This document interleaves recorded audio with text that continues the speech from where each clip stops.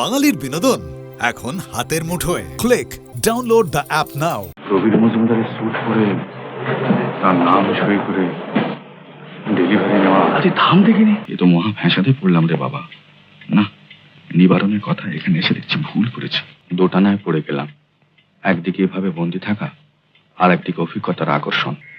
हटो हटो हटो पीछे हटो पीछे हटो हटो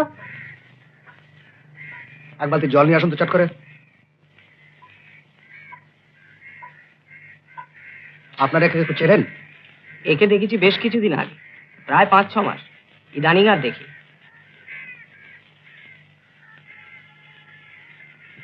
তো দেখি।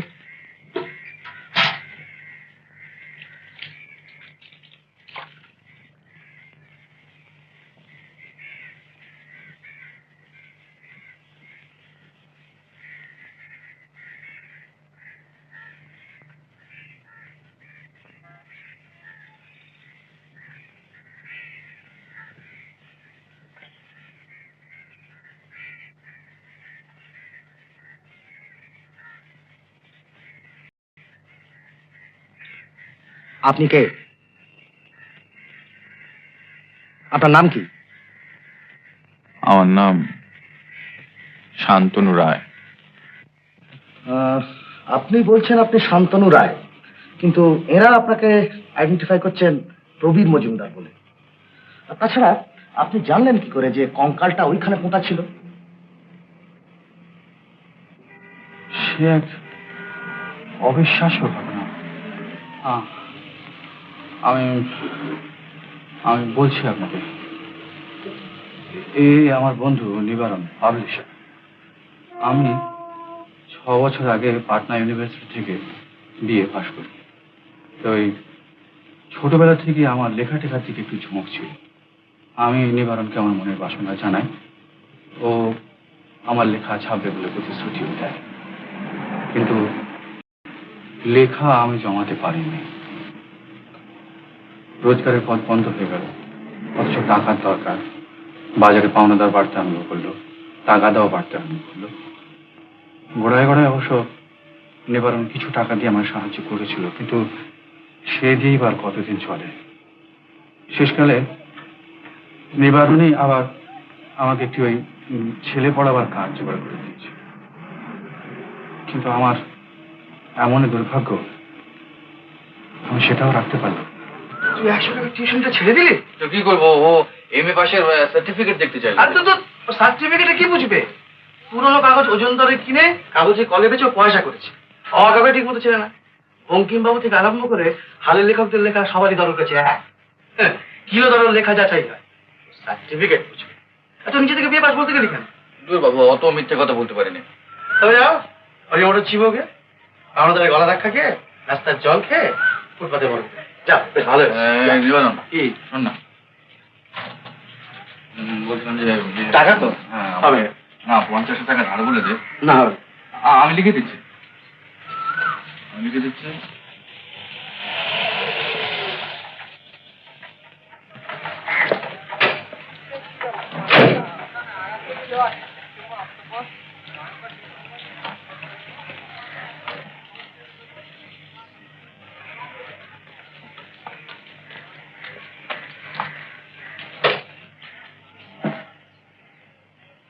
কি লিখছিস? হ্যান্ডনোট নাকি? তোর হ্যান্ডনোটের দাম কি? লিখছি সেল ডিডস, বিক্রয় কোবালা।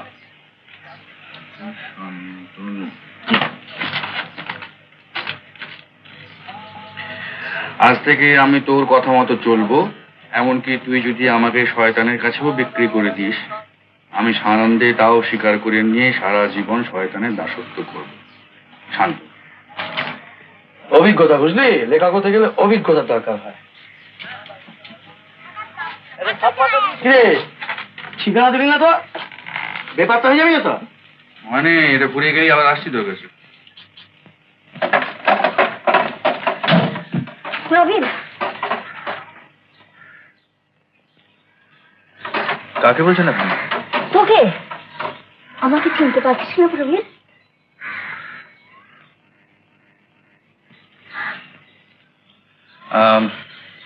আপনি বোধহয় ভুল করছেন।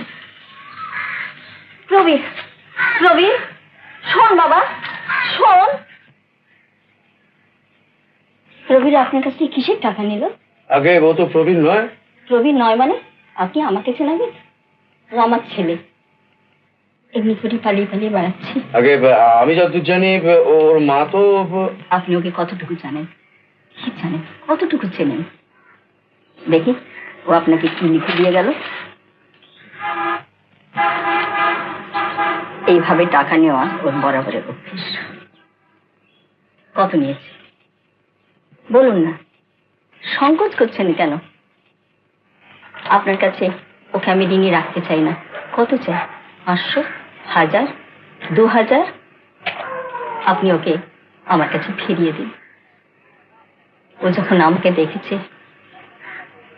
হয়তো আর ফিরে আসবে না। আপনি কি বলছেন আমি ঠিক বুঝতে পারছি না। আপনি ভেতরে এসে ব্যাপারটা আমাকে বুঝিয়ে বলুন তো। আসুন, আমি শুনছি। আসুন, ভেতরে আসুন।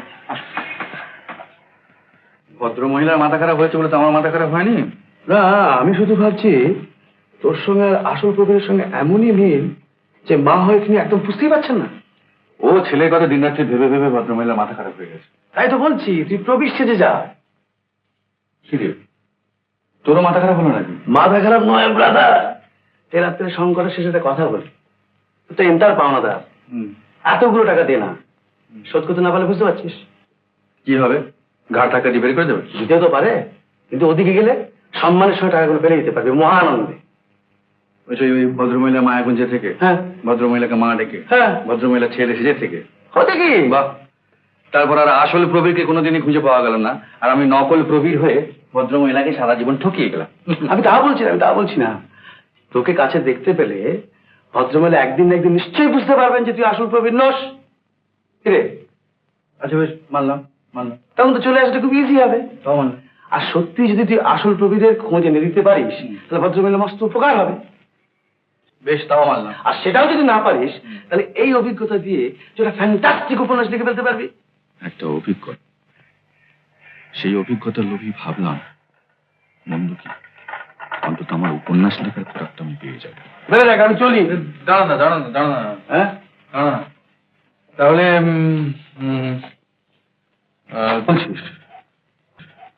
আমি বলছি যে আমি ভদ্রমহিলাকে কথা দিয়ে এসেছি, কাল বিকেল 4টার মধ্যে তোকে মায়াগুঞ্জে পৌঁছে দেবো। তুই কথা দিয়ে এসেছিস? হ্যাঁ। কিরকম দেখাচ্ছে রে? ফিট করেছ? ফিট করবে না বলছেন কি স্যার? হ্যাঁ, আপনার মাপ কি আজ নতুন করে নিতে হবে না আপনার ট্রায়াল দিতে হবে? আচ্ছা, প্রবীর বাবু, আপনার দুটো স্যুট হয়ে পড়ে আছে অনেক দিন থেকে। হ্যাঁ,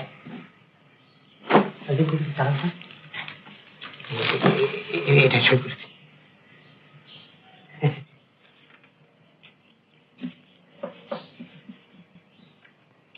সৈকত, প্রবীর মজুমদার।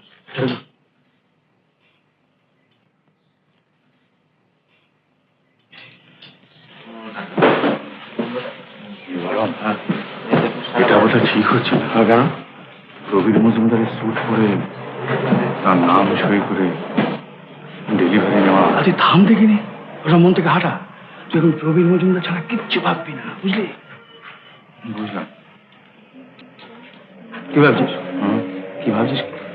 হ্যাঁ, কিরম চেষ্টা পাচ্ছে। চল গলার কথা বলছি বুঝিনি। চল। এই যে প্রবীর, আরে কোথায় ছিলে একদিনে? কাকে বলছেন? আরে তোমাকে তোমাকে আমাকে চিনতে পারছো না? আমি ডক্টর রায়চৌধুরী। মাফ করবেন, আপনি ভুল করছেন। আপনি বোধহয় অপর কাউকে। আমি ভুল করছি? অপর কাউকে মানে তুমি ভাবছি? দেখো বাবু, এই যখন দন্তস্ব সৃষ্টি হয়নি তখন থেকে আমি সাইকো অ্যানালিস্ট, সাইকিয়াট্রিস্ট। ওই দেখো দেখো দেখো, কি দেখো, আজ 20 বছর ধরে ওখানে আমার চেম্বার। আমি ভুল করব?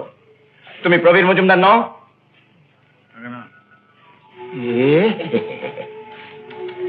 এতটা রিল্যাক্স করবে ভাবতেও তো পারেনি।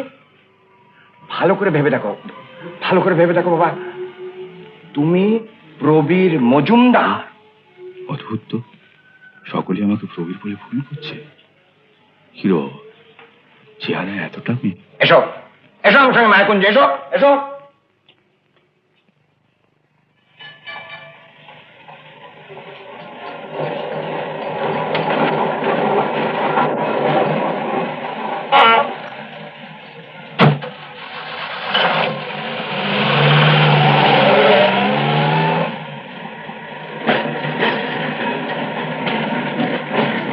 আরে বাবা, এ তো বিরাট বাড়ি, অনেক লোকজন, চাকর বাকর। বুঝলাম প্রবীর মজুমদার কয়েক লক্ষ টাকার মালিক, কিন্তু বিবেকে কোথায় যেন বাঁধছে এখানে প্রবীর সেজে থাকতে। এদের আমি বৃথা বোঝাবার চেষ্টা করলাম যে আমি অন্য লোক। আচ্ছা, এই ঘনশ্যাম, পরেশ, ফাগুয়া, বলবীর, এদের তুমি কাউকে চিনতে পারছো না? লক্ষ্মীটি বাবা, একটু মনে করবার চেষ্টা কর। মিসেস মজুমদার, না না, এরকম বিচলিত ভাব দেখাবেন না, আপনি বসুন। এই তোমরা এখান থেকে যাও। এ তো মহা ফ্যাসাদে পড়লাম রে বাবা। না, নিবারণের কথা এখানে এসে দেখছি ভুল করেছি। আচ্ছা প্রবীর, রমার সঙ্গে কি তোমার কোনো ঝগড়া হয়েছিল? কে রমা? রমা? রমাকে চিনিস না? না। That old symptom, rubbish. Dementia, বুদ্ধি বৈকল্য। সেটা আপনার হয়েছে, তাই সেনিলিটি ডেভেলপ করেছে।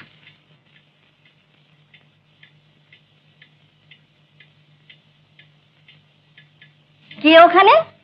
প্রবীর, এখন কিন্তু দিন কতক তোমাকে বাড়িতে থাকতে হবে। মানে আমাকে আটকে রাখবে? না না না না, তা নয়।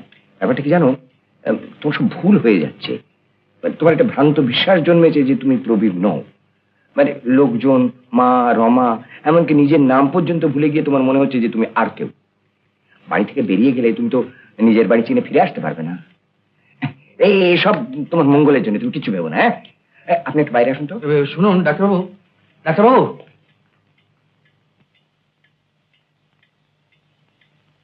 দোটানায় পড়ে গেলাম।